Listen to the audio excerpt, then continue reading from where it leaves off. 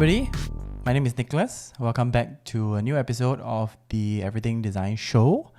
Today we have Imran Tahir, and Imran is actually the co-founder of Paper Backpackers. I met Imran sometime last year, and we've collaborated and created some. I was on his show talking about romantic relationships in regards to my PhD, and earlier in the month also I was on the show to share about my research, and ever since then actually I've been quite interested in the work that Paper Backpackers is doing, as well as the other entities that Imran is also working with, mainly with regards to digital marketing, with facilitation and education as aspects, as well as some social programs and community engagement that he does internationally, both locally in Singapore as well as internationally in places like Cambodia, Brunei, and Indonesia. So let's welcome Imran. Hi Imran, how are you? Hey, great. Thanks so much for having me to come on board and share. Yeah. First of all, I got to comment. I love your background. Forgot to share that earlier. Thanks. Yeah. As I progress with the podcast, I try to try to improve on different aspects. Some days I improve, get a bit better lighting. I've been able to get some equipment for the camera as well. So and yeah, I mean it's just a continuous iterative process that I've been trying to approach with this podcast. So I'm still learning, and I'm still trying to do a little bit as much as I can here and there. So yeah. Imran, why don't you we start off with a quick introduction. Maybe you can tell our listeners what is it that you do, and maybe just a little bit on those different entities like your Paper Backpackers as well as your Digital Bros. So my main involvement, I think you can split into three. So primarily, I identify with when I just want to be identified easily. So I usually call myself as the co-founder of Paper Backpackers. So it works as a collective umbrella to house all my interests and passion together, which is digital marketing, facilitation, training, social, everything. And it acts more as a hub to educate and empower people to get started. It's more of a launching pad for that kind of interest. So Paper Packers, we formed together with a few other people. I formed together with other people whereby we want to promote the idea of a digital nomad lifestyle. So some of you may be curious, what's a digital nomad? You probably have heard digital marketing, but what is digital nomad? Digital nomad and digital marketing are two separate things. Okay, let's be clear about that. So basically, digital nomad, you are able to earn independently, you have financial confidence, and you have a skill that is on demand by people, which is service online digitally. So that could be blogging, content creation, digital marketing, can be design, it can be cybersecurity, anything under the sun. As long as you are able to perform your service digitally or at least partially digitally. And why I wanted to have that kind of lifestyle, why I want to advocate for that, because um, based on my own personal experiences, life can be quite unpredictable. So the one thing I feel like I wanted to have control of is the way how I earn my income. Yeah. So that's why I feel moving forward, I was also thinking like, what is the future proof skill that will allow me to stay relevant, at the same time allow me to be independent. So which is why we settled with digital marketing. Yeah. And I'm not saying that other components is not valid, but this is what I'm most familiar with. But I feel that the digital nomad lifestyle is what I'll continue to advocate because it allows you to achieve that balance that you need. So that's for Paper Backpackers. Earlier you were asking what's Digital Brothers. Digital Brothers is where I practice what I preach. So the digital marketing side, together with a team, we service clients to help them either enhance their brand, or we help them generate leads, or build their online presence. And the third part, which is a social presence, social involvement, is the Widat project. So I'm the programs developer and also a head trainer for the Widat project. So I train volunteers and even project leaders on how they can deliver effective program for the community. So that's Yeah. what I do in a nutshell. Well, that's a lot of things that you're doing. Yeah. And, sometimes I can't even wrap my head around my own day job. But, it seems like you've been able to oversee, so many elements and so many facets of this particular, these different enterprises that you're looking into. But actually, this idea of a digital nomad is very interesting. And I quite like the way that you've defined it, because through what you've been, been looking at, I think we definitely, are moving, into the age of the digital platforms. And I think I really like the way that you've defined this thing as a digital nomad, because it's getting people who are already utilizing these particular skills, and getting them to be more conscious of how they're moving forward through the digital age as well, right? So yeah, I think through your own work as a digital marketing specialist, through your work as a facilitator, that sounds like a very good package that you are looking into. So I just wanted to ask, I think that let's talk about the first part about this paper backpackers, in terms of as a digital nomad, right? Based on the people that you've been engaging, the facilitation, your classes that you guys have been doing over the years, do you see a particular age group, or do you see a particular type of job scope that is evolving towards the digital, this digital nomad lifestyle, more than other age groups, or other job descriptions, or other roles that are out there? Yeah, definitely. Because with my involvement with backpackers and through the classes, like you said, all the interactions, there are a few very distinct ones which I would share. And I think that if you're in this, you are in a very, very good spot. Yeah, probably in demand like crazy right now. Yeah. Number one is social media manager, which is what one of my partners is doing. And it is not well understood, but the value is incredibly high if you invest into it. The returns is really good. Do not confuse social media management with digital marketing. Those are two separate things.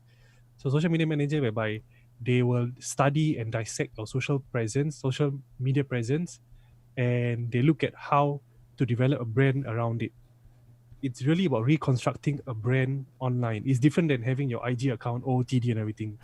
It's something really hand holding to create something really meaningful. So like you can even be the next Coca-Cola if you have a very strong social media presence. That's how powerful it can get.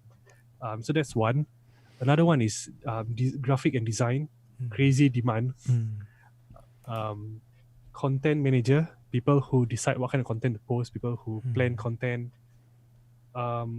Another one which is I feel is quite important, but again, I'm not seeing enough people asking for this service, which is ads buyer. So ads buyer, basically you set up Facebook ads, Instagram ads, Google ads online for businesses for their programs and everything. So that is it's a very technical skill, and I feel it's a bit of it's a bit scary on my end because you are working like a, I don't know whether that's a good comparison, but you are like a fund manager. I don't know whether that's good. Yeah. Good comparison. People will put money in, and then you need to figure out how to get the returns from them. I see. So you buy ads, you got to make sure that you have some ROI, or else you're in trouble. Definitely. Yeah. Well, I mean, that sounds quite dangerous. I mean, I personally and am somebody who's quite averse to risk. So I think something like that would definitely not be my cup of tea. I think you will need a little bit more courage, and a bit more knowledge in the area, definitely. But yeah, I think even till sorry, today, even till today, sometimes we have to really check, like, okay, because the what you will study, people will study from YouTube, like how do I set up Facebook ads or Google ads or Instagram ads, but they will only tell you the elementary stuff, which is the basic stuff, how to set up and everything, run your first campaign. But how do you react? That one, I think only a few people will actually reveal to you how to react, which is where it sets you apart from those who just learn from YouTube or free classes. Yeah, sorry, you're saying. No. I mean, that's definitely something that is it's a growing market lah. I mean, social media. I mean, when people talk about social media, I think we most of us, like even including myself, right? I have to admit, and because I'm still, I would say, quite new to it. I'm also learning as much as I can.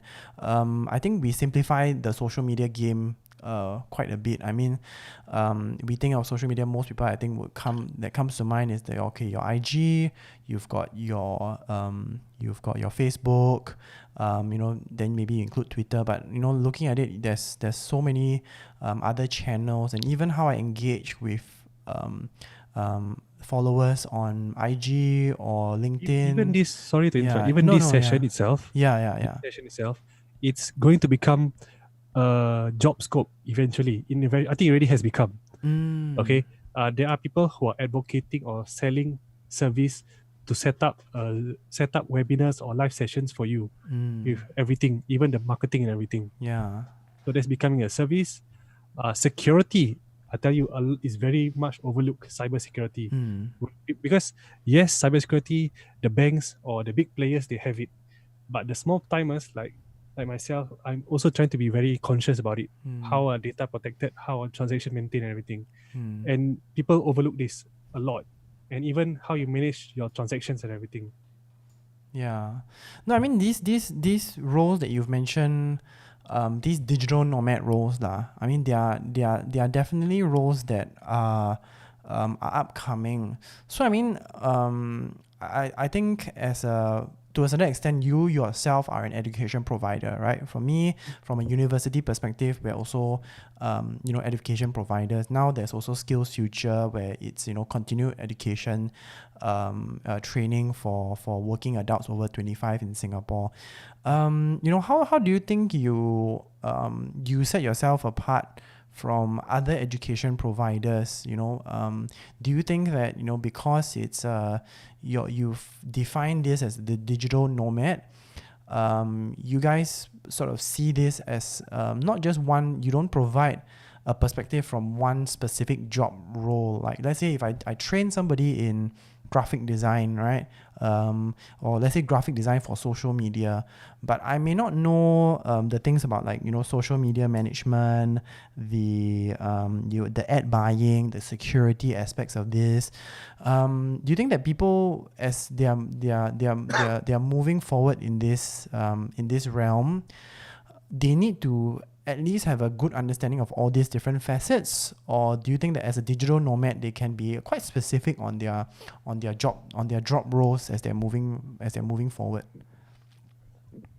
I feel depends on how you plan to provide your service, because there are existing platforms which covers all that I mentioned for you, so you don't need to really worry about it unless you are taking on commission projects. So like you contract with a school, you contract with a company, then that changes everything, whereby you need to know how to work on your feet, you need to know what kind of terms you're working with, or else you are going to be in trouble. Which is why as a team we will reject, or we will not even consider working with some partners or certain organizations, because we feel we may not have the leverage in the whole conversation, so we avoid altogether.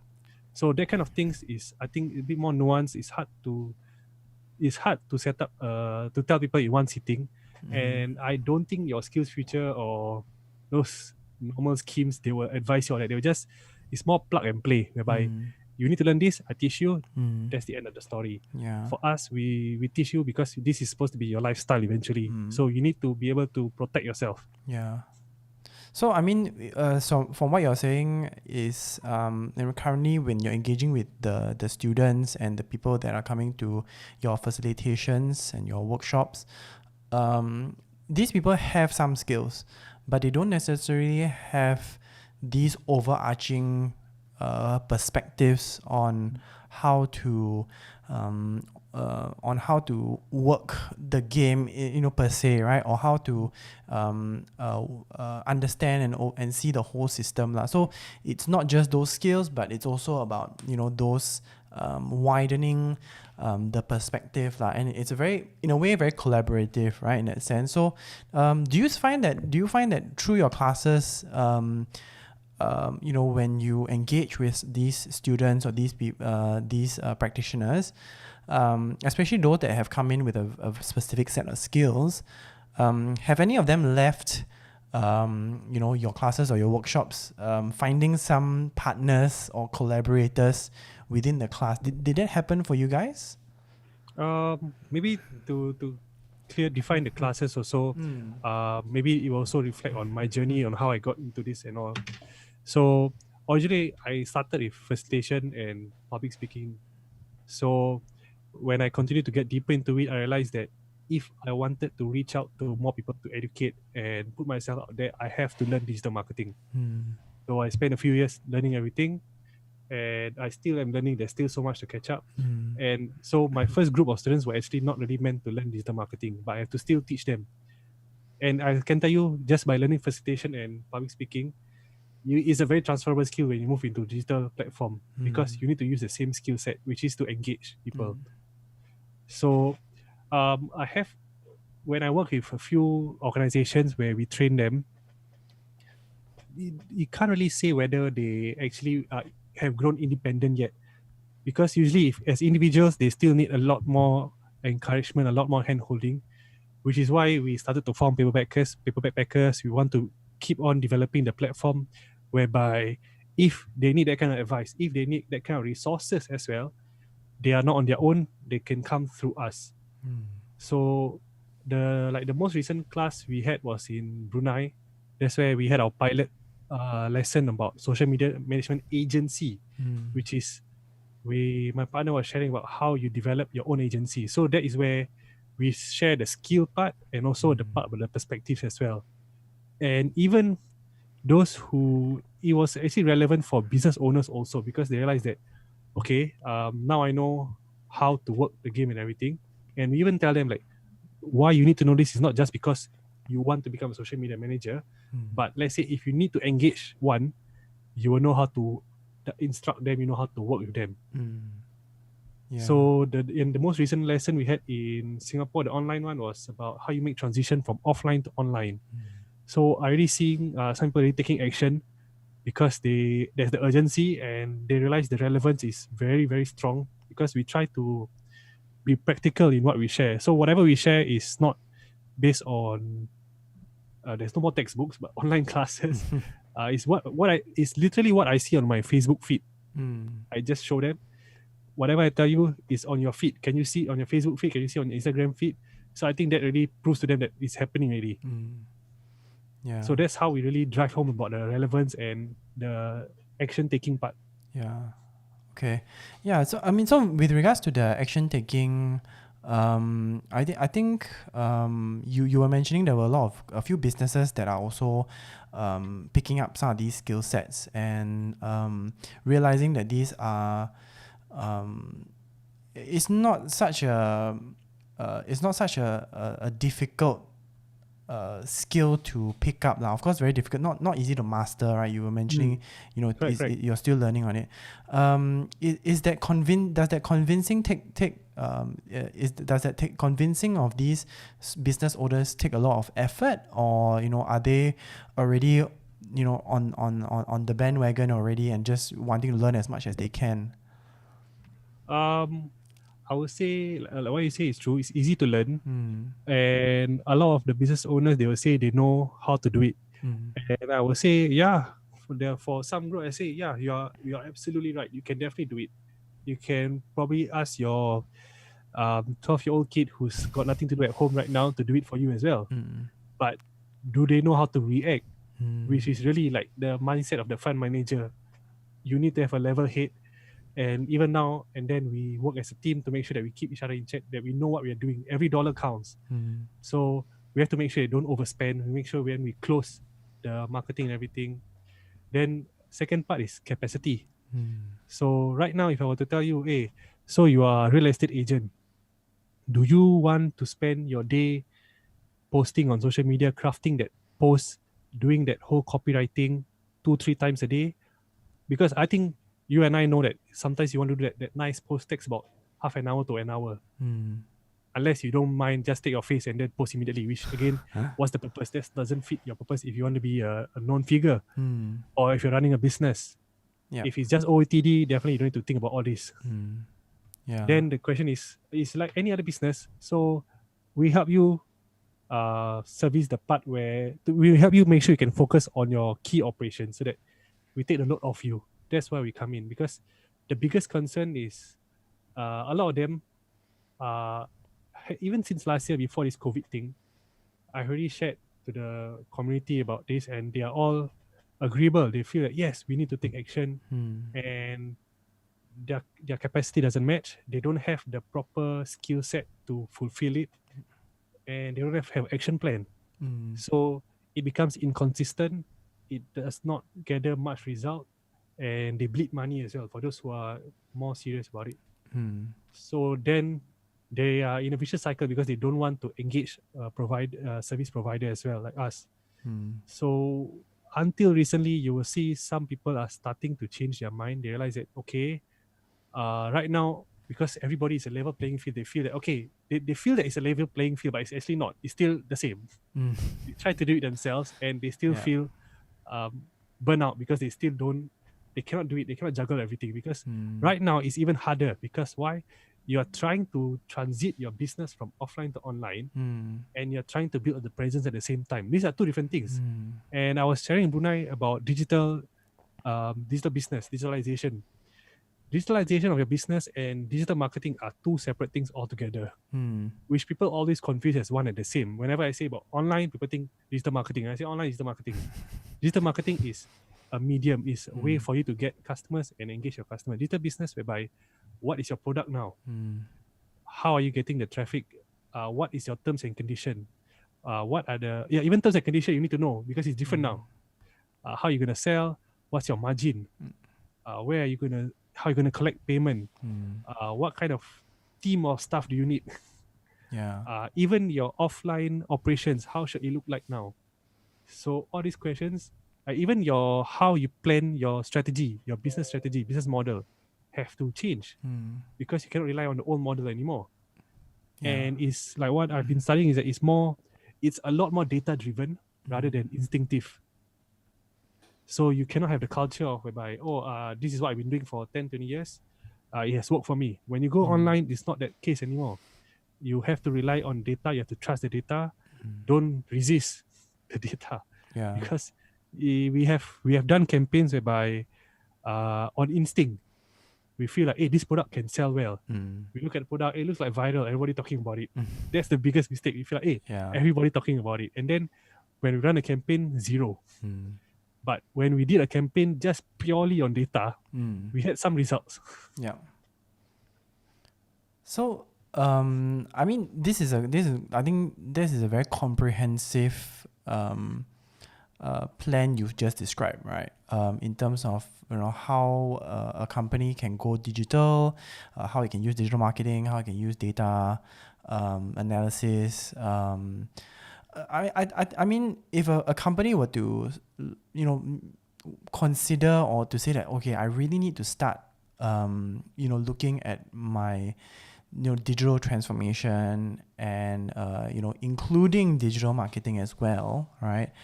And they were to come to you, how much typically, I mean, this is just a ballpark figure, right? How much typically would they need to at least be setting aside to create something that's effective for their business? Let's say a small business in Singapore. And how long will it roughly take for them to see some of the ROIs, in terms of this type of investment? Just a rough gauge, or maybe just do you have a case study that you've worked with recently that you can say that, hey, we did roughly about this amount, and then the return was this. Yeah. The more immediate ones, because in terms of digital transformation, we have not fully rolled out as a service. It's more of educational, because Okay. Yeah.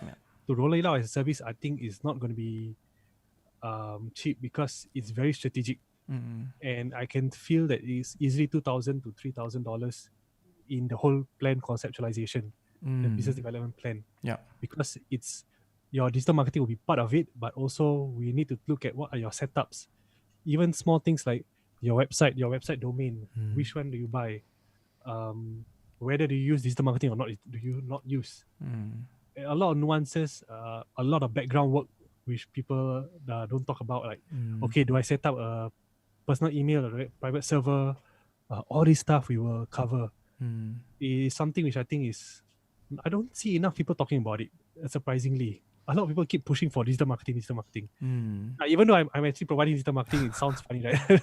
Yeah. Conflicting with the whole idea, but it gets a bit funny when people only fix their eyes on the price, which is just the instantaneous result, digital marketing part. Yeah. For digital marketing game plan, I think it depends on your industry. That's one, because if your industry is highly competitive, you need to be willing to part with a lot more money. It's just a matter of demand and supply. There's nothing special about that. So let's say if you're in real estate, don't be surprised if they can charge you several grands, up to maybe 10 grand if possible, with the whole game plan all together, the whole Shazam.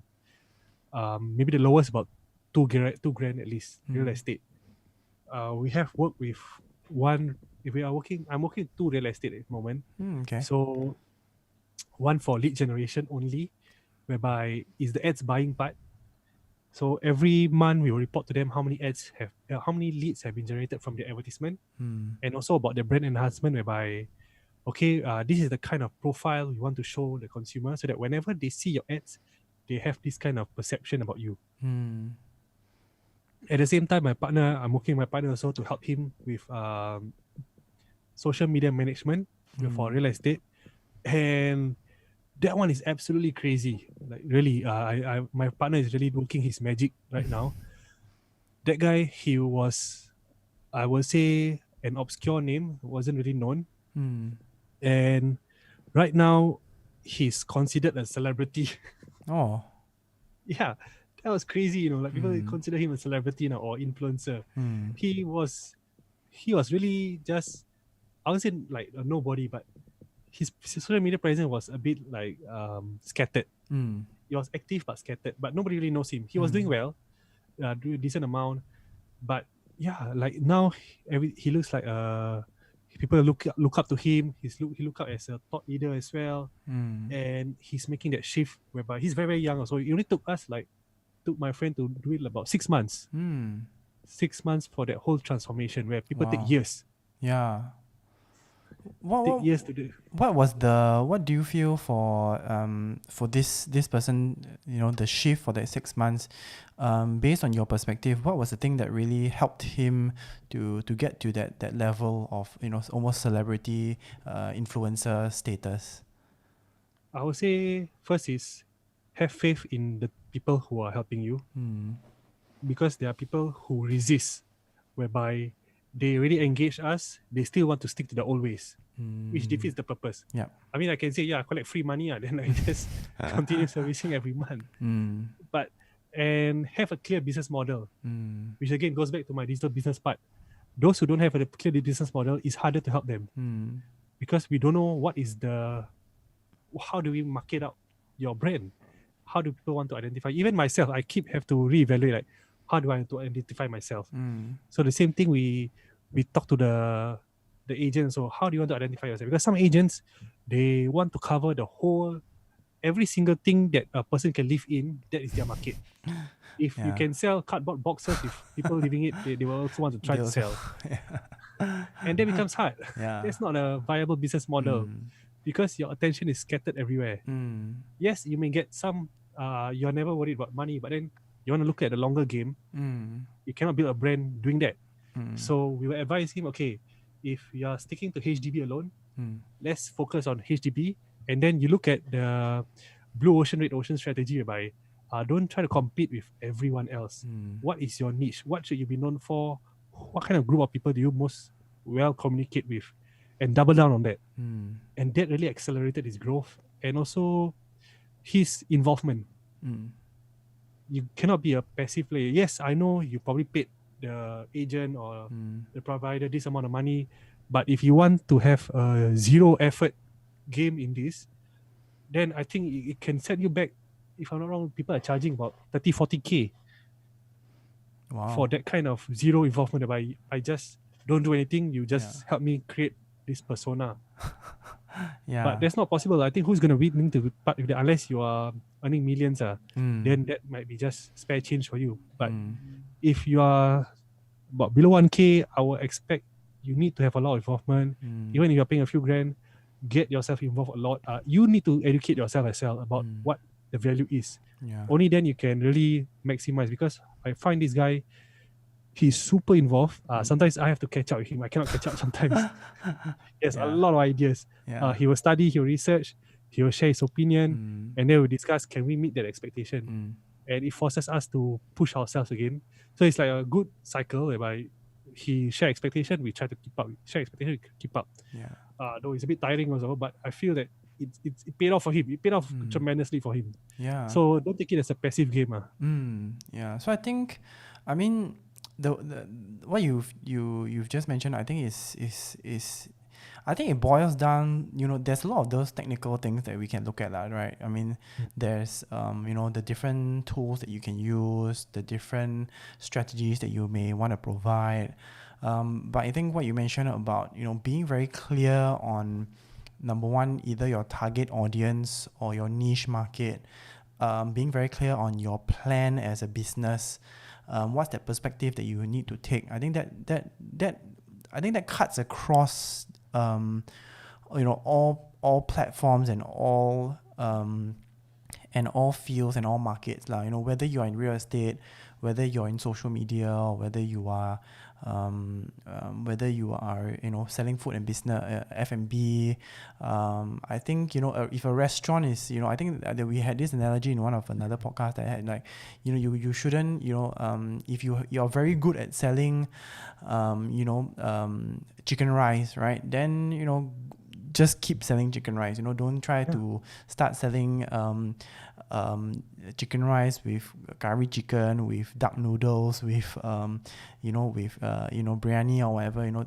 If you are very good at selling one item, then go with that. And I think what you're talking about, doubling down on what really works for you is very good. But making sure that you have that very clear objective lah, I think. So I think what I tell a lot of my design students or a lot of people is, if you're talking about a brand, we're talking about a design outcome, who's your very specific target audience? Because we know we cannot design for everybody. If we try to design for everybody or sell to everybody, we're not going to sell to anybody, because your clients will not be able to connect with you on an intimate enough level, because you haven't been very specific in trying to engage them.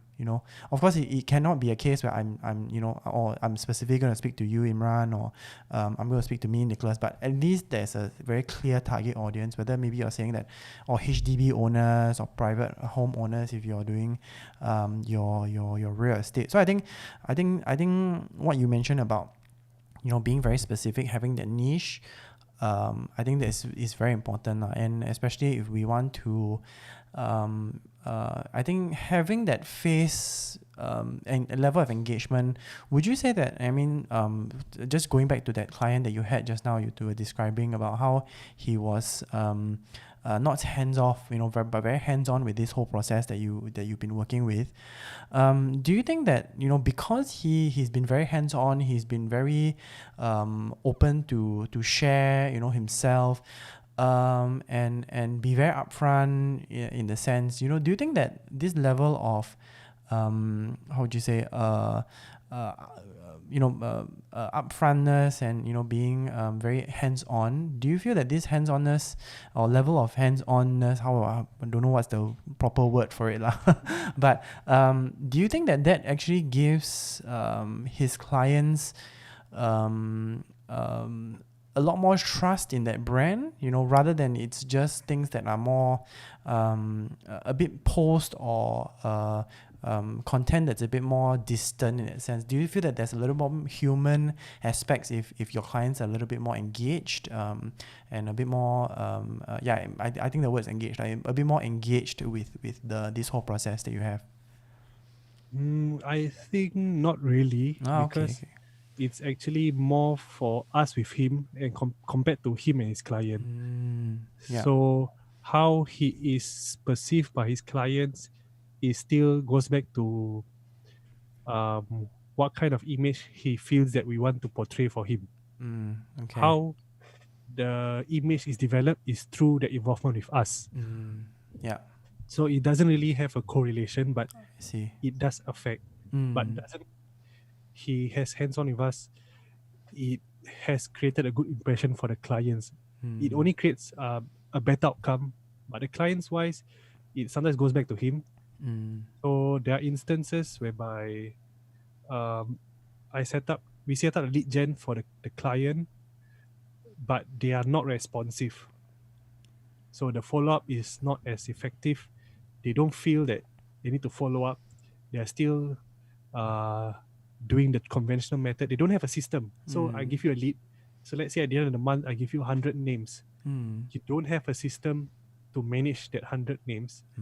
That just wastes all the effort again. Yeah. But we already fulfill our end. We already have you involved in everything. We created everything beautifully. But at the last lap, you don't know what to do. I see. So that is for him to work out. So Yeah. he has been crazy responsive with all the queries that comes in. So that actually was the one that actually built the impression, and that feeds back to building his brand and image. Yeah, I mean, it's a lot of work lah. I mean, I think because where we as a society are very used to social media, right? So, do you think that the general public, I mean, we already spoke about how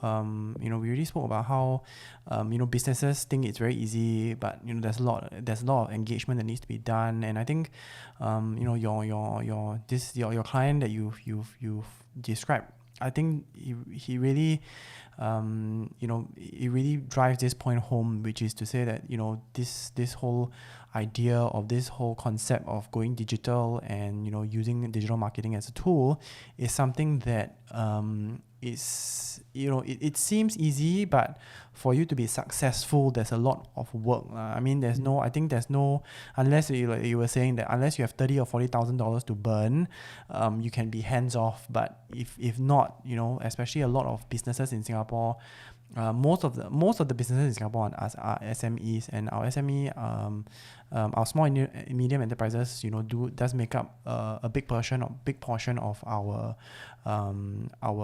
workforce in Singapore. So I think that's definitely a market that a lot of people can look into as well. So I wanted to, talking about, we've talked quite a bit about digital marketing, as well as how a company can build their digital transformation, their plans, their strategies. I was quite interested in terms of your international work that you've been doing. So like you do go to Brunei and Cambodia, apart from also trying to grow your brand, and trying to find potentially different types of engagements and clients over in these countries like Cambodia or Brunei or Indonesia, what are some of the other reasons that you have in terms of going overseas and not just focusing on Singapore? Is there a reason why you guys decided to also reach out to these other countries and not just to look at Singapore? I think primarily was a social cause, because I want to transfer my skills of public speaking, facilitation to the community there, to see how it can be of use to them in terms of how they organize because some of the communities, they are they're accepting the idea of globalization, and they feel that there's an urgent need for their youths to be educated in these skills. So we are there to fill the gap. And through filling the gap, we understand their mindset better. And over the past 2 years, I've been traveling back and forth to Cambodia and Indonesia, and it has shown me a different side to what we understand about them. And surprisingly, in some ways, they are probably ahead of us. Oh, okay. Yeah. You take Indonesia, for example, Yeah. Gojek. Yeah. The stuff that you can do on Gojek there is up to your imagination, I think. Really. You can ask for laundry, you can ask for massage, you ask for a chef or cook or even food. So here it's just, I know, transportation, Gojek. But there it is up to your imagination. It can even be motorcycle and payment. They have a lot of payment methods. They even have, I think, some investments for agriculture investments using online methods, using apps. So they are really advanced in that matter, but it just not captured properly, I guess, through the main masses. At the same time, I work with those underprivileged community. Well, one of it is Cambodia. I was working with a boarding school in Indonesia, a remote school in Indonesia, Sukabumi, Indonesia. So it's really high up in the mountains. And what I realized, you have everything there. You have a 7-Eleven, you have a SIM card store, selling handphones and everything, data cards. So you start to see this blend of first world and third world coming together. And it's really, I think it's much more competitive than what we have here. I think we are in a very complacent spot, and I think maybe to say also it's a bit bland. It's a bit dull and bland. Yeah. Over there is really colorful because they really maximize their imagination and they are working on survival instinct. Here is about how you thrive. There is about how you survive. And when you are in that survival mode, you are going to push boundaries. So they are always pushing the limits. So I even observe, I work with the students. So the students, after a while, they'll find me on Facebook. Okay. They'll add me on Facebook. So I came across this student. He has set up a page to advocate for Bitcoin and cryptocurrency. So imagine that your third world student actually has a page to talk about cryptocurrency. Yeah. Some of them are selling beauty products online. They are selling, some are doing network marketing, quite a number are doing network marketing. They are doing a lot of transactions online, a lot more, selling motors. There's a guy I know who's just buying and selling motorcycles online. Oh, okay. Through Instagram. Wow, just through Instagram. Yeah. Okay. There's another one that's selling curry puff and homemade cooked food through Facebook. And yeah, it is crazy. We really do. There's a whole online ecosystem going on there, which is much more colorful than what we see here. Yeah. I think what you talked about in terms of, you're seeing that actually we're in a very comfortable bubble, right? And the examples that you've just shown, I think highlights that idea that actually an entrepreneurial spirit, do you believe that, based on what you've seen, that an entrepreneurial spirit does come from individuals that have a stronger survival instinct in that sense? Do you believe in that? I have to compare my experience with Brunei. So I don't know if the Brunei listeners might like to hear this. Yeah. Because it's gonna sound a bit harsh. But in Brunei, when I was doing my session, we had a prize for 2 lessons. One is social media management agency, one is digital business transformation. So not many people feel that our price was acceptable. Okay, I was telling you our price about average about $300. Okay. For a 1-day workshop. Full session. About 300 Sing 300 and 300 Brunei. Same as Brunei. Yeah, same as Brunei. Yeah. And mind you, that is the amount a student might get in terms of stipend each month when they go to a university. Oh yeah. Okay, yeah. I think you mentioned before, yeah. Yeah, Yeah. because their university is free, and then they get their university education is free, and they still get a stipend, which is Yeah. wow, $300, not bad for a stipend. Yeah. Yeah, not bad, right? I study at the same Yeah. time I get money every Mm. month.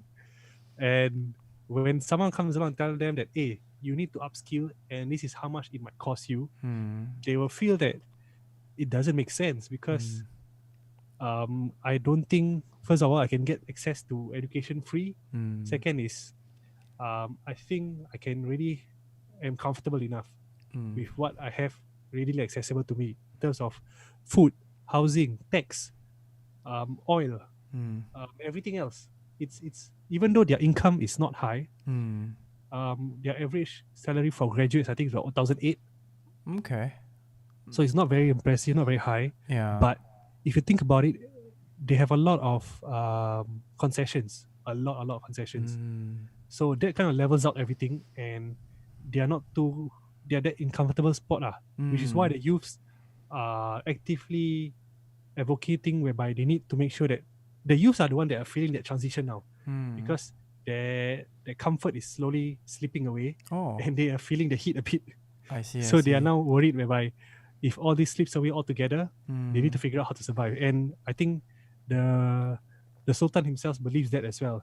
So Mm. they have this thing called Wawasan 2035. Mm. I think 2035. 25 or 35. I think 35. Yeah. I need to check again. Yeah, whereby he wants them, the whole nation, to be independent of their existing model, existing economic model. They want them Mm. to have entrepreneurship spirit, Mm. and everything, youth advocation and everything. So they are Mm. really aggressively going towards that.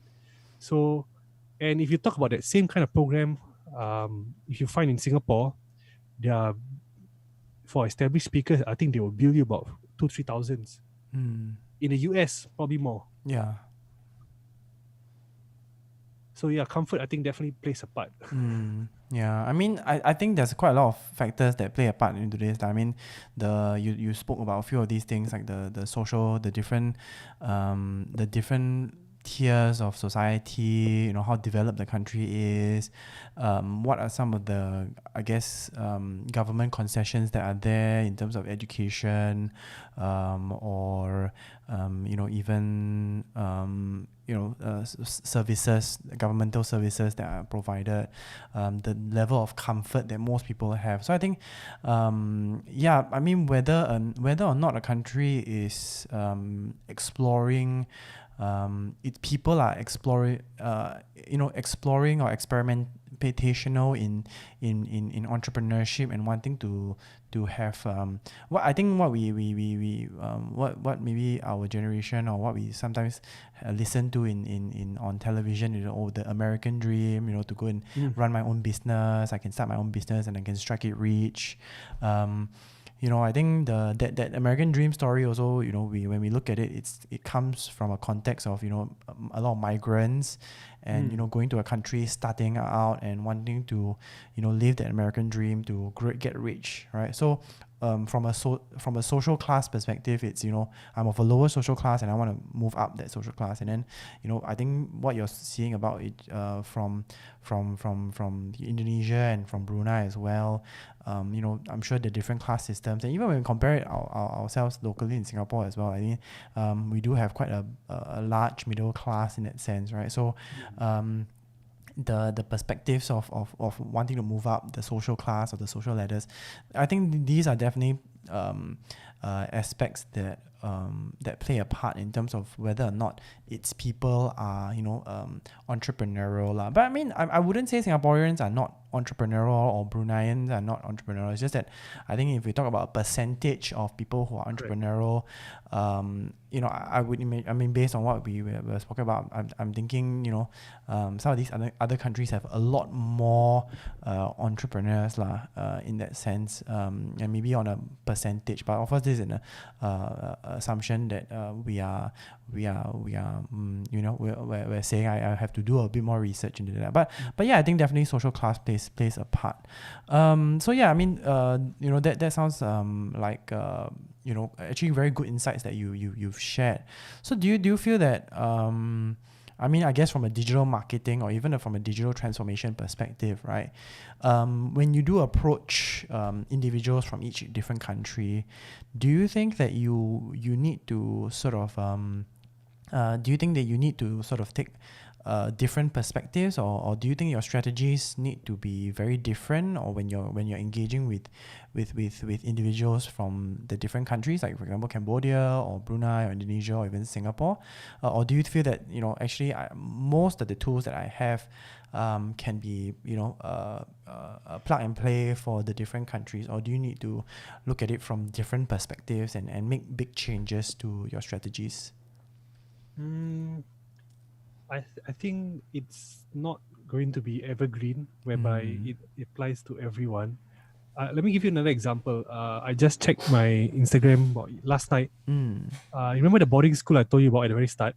Yes, yes. So now they are starting to sell their own school T-shirts online. I really, the progress that the rate that they're going is crazy. Like from a social perspective, I had that idea whereby I was discussing my team about a year ago, whereby I say, you know what, let's build them up to this point. Let's educate them enough, whereby they need. We had the assumption by they need this level of education and competency in terms of English, education, everything, as well as digital. And then we're gonna come in and tell them, oh, this is a digital business model. And yet, yesterday I just saw them set up the whole thing without even our help. They may even have surpassed you in a way, Correct. right? Yeah. Yeah. So, yeah, it gets me excited and anxious at the same time, because we know they are our future competitors as well. Yeah, I mean, I think as an educator, it's a constant fear that I have, lah. I mean, and it's a good fear, I think, to a certain extent, right? Because it means that I have to challenge myself to constantly be improving in terms of my own knowledge. But it's good to see that when the people that you've taught have grown so much and have advanced so quickly and developed their own products, their own creations, their own platforms, their own designs, their own careers, and their own businesses as well, even in that case. So I think definitely that's something that is it's a good problem to have, lah, I guess, to a certain extent. So To answer the question also, like whether the model is applicable to all, I would say yes, but then again, sometimes we don't really know them until we see them pull off these kind of things, whereby they can do it on their own. But I feel that again, I would say if Indonesia, if the ad cost is so much cheaper, they probably go crazy with it already. They probably done a lot more crazy stuff. Because right now it's a lot more dominated by US dollar and higher currency powers. So Singapore dollar can still maintain, Australian dollar, Canadian dollar. The first world countries, they still can maintain that game of using the ad dollars to push their marketing. But if, I don't know, by some crazy turn of events, it becomes not by that kind of currency where you use to push for your marketing, we might see a whole new shift altogether. For Cambodia, I think there's a huge disparity in terms of income gap. But again, they are also very entrepreneurial. I think in terms of technology wise, they don't need to rely on it too much for now. But I feel that if you introduce it to it, I'm not too sure how much value add it will mean for them. Because it seems like the existing model seems to be doing well, unless what you want to talk about in terms of digital is probably how you want to value add in this, in supply chain they call it the value chain. So you look at the supply chain. So instead of digital marketing, you want to look at how can you develop a marketplace. That's what we were talking about. And as a team for our social group, we were talking about how can we create a marketplace for skills in cross borders. So you heard of Fiverr before? Yeah. And we had the idea of a social Fiverr. A social Fiverr whereby me as a Singaporean, I want to contribute to the people there. And it goes back to the course I conducted last week, whereby 50% of the earnings goes to Scott's Brunei Ramadan meal preparations. And we wanted to advocate more of that, whereby instead of purely donating money, how can you use your skills, which is digital skills, to actually be of benefit to them? So let's say you want a logo done from me, Mm. and I will charge you $500. Mm. Maybe we have a sliding scale. Maybe 10% to 50% will go to the beneficiary, Mm. and at the same time, the beneficiary can actually list their skills on that platform Mm. to compete and maybe even receive that amount. Yeah. Or they can have a marketplace, internal marketplace between each other to connect. Mm. So it's more of that compared to digital marketing. Mm. Yeah.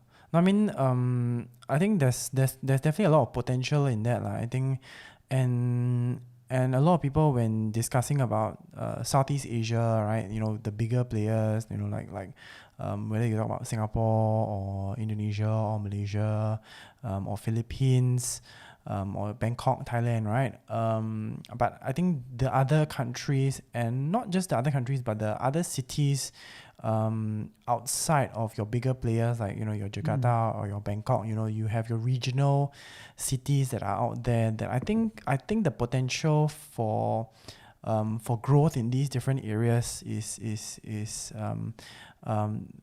quite big. So there's a lot of potential, I think, in terms of how these markets can grow, and also how these digital platforms and these digital strategies are able to bring someone who's maybe in a remote city, you know, in one of our Asian, in our neighborhood, in our Asian neighbors, and really give these people the chance. And I think what you're doing here is, you know, it really steps that up. You know, so even this idea of almost like a social Fiverr, that brings in some of these digital nomad skills as well. I think there's definitely a lot of potential for that. And I think, you know, looking at all these potential markets that could be growth areas for that. I think the digital tools that we've been talking about throughout, these are definitely very, very, you know, I think they are the bridges that connects us with you know, these other places in the world, and I think we all need to be a bit more conscious on how we are using these tools as well, because I think you know, we cannot just, I think what you mentioned just now, you know, if we just want to do OOTD, sure, then we don't need to think too much about it, right? But if we are looking at growing our brands, our identities, our businesses, then we may need to start looking at you know, how we can connect with people, and use these tools as bridges for not just people within our own country or our own communities, but I think with other communities that are out there. I must add, sorry to interrupt, I must add the fact that we are able to get in touch with them is actually through social media as well. One of the reasons. Like Brunei, it was through social media. Indonesia was through a forum. Yeah. And Cambodia was through internal societies. So, and I'm also curious whereby we also need to reevaluate our value in terms of how would I say, social organizations to them, because I think most of us who are doing our social work or social cause, we are still stuck in the past decade of how we can add value to them, the models and the mindset. When I think it's going to be, or probably has changed already, and it's going to change even further in the near future. We may, the stuff that we might be able to offer them, they may not need it anymore. But they can already figure out. Even the social fiber thing, I'm not surprised if they already figured it out or they're already doing it. Yeah, because I mean, coming back to that point that when you're talking about, which is, you know, how I think social work has changed lah. You know, last time, you know, maybe when you go to school, you go for maybe a project Thailand or project Vietnam or project Cambodia, right? Then your school will send you over there and you'll help them build a new hospital or a new library or things like that. But I think now what we are also doing, I think what you are doing definitely is, I want to have more sustainability in terms of my engagement with these communities, right? I just don't just go there and say, okay, I built this house, okay, we bring you some money, we give you some food, okay, that's it. My dad, you know, used to tell me, you know, it's good. You give the man a fish, you feed him for a day. right? You teach a man to fish, you feed him for a lifetime. So I think that has resonated with me, and maybe that's the reason why I became I saw an firsthand educator. the consequences of that, and it was quite unsettling. So what happened was about 2 Ramadans ago, we went to Batam and we saw this school, fully furnished, beautifully built. It's pretty huge, real estate as well. The problem was that the school faculty or even the school principal cannot maintain the school because of the size. They have about 9 classrooms, I think, and a computer lab as well, but they only had about 80 students. So, and to maintain the school alone, it costs more than the what they need. Yeah. So you put them in a tough spot. Yeah, not sustainable. But I think what you're doing, and I think the project that you've seen, like the school in the schools in Brunei and Cambodia, and how the projects that they are doing on their own, or even the individuals in Indonesia, I think it definitely, I think, drives home the significance of these digital tools that we have, but it also drives home the significance that education plays quite a very big part, and in terms of the things that we're doing today. So I mean, as throughout this conversation, it's just quite heartwarming to hear the stories that you've been talking about, and the success stories that you have been describing. So yeah, that's I think that's very good. So just before we end off, I just wanted to sort of ask you, as somebody who's been looking at digital transformation, I think if anybody who's a SME or a freelancer, and wants to, I guess, build a better digital identity or digital brand, right? We already spoke about a few things, but is there a tip that you can give to people, if they want to start their journey, their digital journey? I feel the few tips is whereby first you need to revisit what business are you really, especially during this time. Some of you consider yourself, let's say you take the MRT. I don't know whether this is a good example. So the MRT is not a railway business, it's a transportation business. Grab, Gojek is not a cab hailing business, it's an IT business. Yeah. So you need to look at your business the same way as well. What are you really? Then you can look at some pivot from there, and then you can redesign your business model. Then you move on to the part whereby I think it's quite simple, your Pareto Principle. So you have 100 things, don't list 100 things. Focus on a few, bundle them together, increase the perceived value. Then you will find that your operations can move faster as well. You will know how to track your margins and everything. Then it'll be more practical, and I think gives you peace of mind as well. And selling stuff offline and online is two different game plan altogether. I have coaches and trainers who approach us to build a full system and all, which I have to turn down because partly capacity, and I know it's not going to be easy because you're following a conventional model of delivering your service, and to transform it altogether, it's not about me, it's about you now. You need to be able to accept that this is how you're going to be selling your stuff now from now on.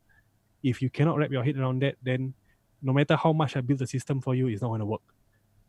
Then be more conscious about data. Don't follow your instinct. So like the real estate guy, whenever he has a dispute or idea to contend against our plan, we will just settle it if this is what the data says. So shall we proceed? Then he will say, okay, let's proceed. I mean, this is what the data has shown. So that idea, build your digital assets. This is something, again, not many people are sharing about this. Digital asset means like, if you're a personal brand or SME, collect is something very practical. Collect all your photographs, your media, your video, your interviews, your articles, everything, organize them, and then look at how you can repurpose them. Your products, do you have digital products created already? Can they be consumed online or at least partially online? So that's your digital assets, your systems as well. So your assets includes your Facebook page, your Instagram page. Your business manager is your asset as well. Your following as your asset. Then your payment gateway as well. This like your assets, your network.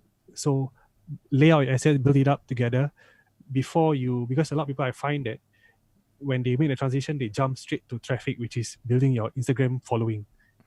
Okay, nice, you have a following, unless you're a small home-based owner whereby you just have a limited cap of how many you can sell in a month, whereby, okay, I sell Hari Raya cookies. I know I can sell 100 bottles max, and that is my business model. We are not talking about scaling or anything. Even then, they also need to know how to manage their orders, how to take orders online, how to manage transaction online. So those are the things which nobody will want to discuss. There's no YouTube tutorial for that as well. But I think it's so urgent to talk about it. Even like fundraising, social work. I have heard stories whereby people set up a fundraising form, they set up their account, and what happens next? Their account gets flooded with contribution, which is a good problem. But now you cannot keep track who's giving who, and the money keeps coming in. You don't know how to organize it and everything, and there's no more proper bookkeeping and everything. So those things you need to have spend some time to talk about it, how you want to organize all this. I think the rest of it, the traffic, the ads, the digital marketing side, you can just go to YouTube. There's more than enough resources. There's a lot of people giving free webinars, seminars about that as well. So I just want to touch about things which I don't think enough people are talking about. No, that's great. That's great. So I guess with that, I mean, I think we can end off for today's podcast. But it's definitely been very enriching to hear the work that you've been doing. And I think I definitely can take some lessons from you in terms of how I also grow my own I guess digital presence, and whether or not I use some of the digital tools, the digital marketing tools or other tools or tactics that you've been talking about. Even for me, when I reflect on my own presence online with the podcast, with the YouTube channel, with some of these other platforms, it's also it's not easy when you need to figure out what exactly is the task you should be doing, what you should be focusing on. I should refer you as an example, right? You're building up your assets, not your digital asset, but at least the tools that you need to perform this podcast effectively. Yeah. So that is what you need to consider as well. So do you have that kind of, you need to make that kind of investment. So for me, when I wanted to make the transition online, the first thing I bought was this mic. Yeah, same mic. Yeah, the mic. So you need to identify what is the investments you need to make also. Yeah, so I mean these are definitely sunk costs. I mean, I'm not, for me personally, because this is not a business. This is I would say more of a social platform in a sense, right? So there's no leads that I'm trying to generate or to convert into sales. So I think the purpose also is very different. So if it's more of, for me, it's more of growing the audience rather than converting it to sales. But I think defining what is the purpose is very important. Defining, I think we spoke about quite a few different things, but it seems to always come back to sitting down and doing a lot of planning and defining the direction of your business or your initiative in that sense. So I think that's a good reminder to end off today's podcast, to say that whatever you're doing, whether you're moving into digital platforms, you're starting to go from offline to online, you want to create your own digital business, you want to be a digital nomad, I think having scope, having a very clear direction, and doing a lot of the planning, for your business as well as your assets that you need to sort of start planning out. I think sit down, have that plan, and then you can start figuring out what is the next steps for you, whether as an individual or as a business. So with that, I'd like to thank Imran for his time, thank you for sharing all your insights, sharing with us the different tools, the upcoming digital nomad skills that are important, your case studies, your perspectives on how our globalized world is changing through digital transformations and through digital platforms. I think these are very very good insights that you've shared with us. And yeah, if you would like to connect with Imran, I will have the links in the description. Please feel free to connect with him and engage. You can engage his services either through the digital bros platform or through the paper backpackers as well. So yeah, with that, I want to thank Imran again for joining us on the show. Thank you. Yeah, thanks for coming, and we want to thank the listeners for listening in and tuning in to this episode. And yeah, with that, say goodbye and thank you everybody, and have a Bye guys. Yeah, thank you. Stay safe. Yep, Don't stay touch your safe. face. Don't touch your face. Yes. So yes, thank you very much, and goodbye everybody, and thank you for listening to the Everything Design Show.